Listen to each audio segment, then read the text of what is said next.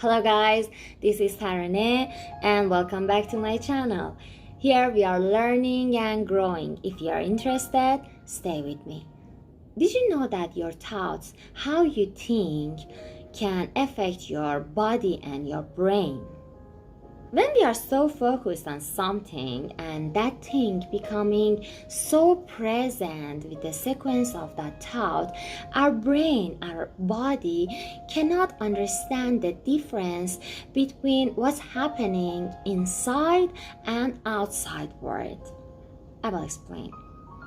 Before we talked about this, that when we are thinking, we're creating some biochemical signals in our brain. So our thoughts becoming emotion, and when there is a harmony between our thoughts and our emotion, actually our inner world imagination appear as a outward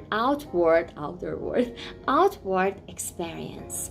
A team of Harvard researchers took a group of volunteers who never played piano and divided them to two groups.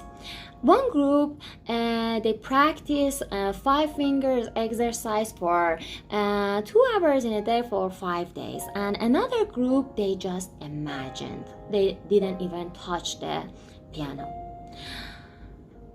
The brain scan showed that both groups developed a lot of neural circuits and also neurological programming in the area, in the region that is controlling finger movement. It was about our learning and how our brain develops when we are thinking and repeating something over and over. We will grow our brain. And it's also working in our state of health. I will explain for you. Do you know about epigenetic? When our genes activates, they call this gene expression. And it can be influenced by our experiences, our feeling, and our thoughts. In 2008, National Institute of Health, they spent $190 million to do research about epigenetic.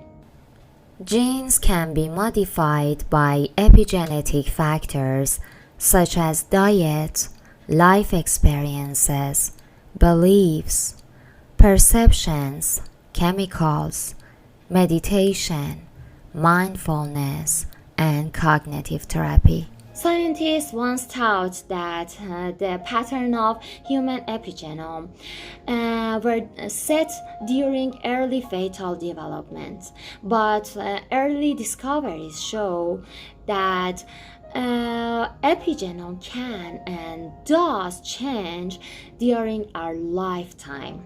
Simple example is placebo effect. We talked about this a little bit before in last videos, but I will talk about this in more details in next videos. If you like, comment me, because it's a very interesting topic.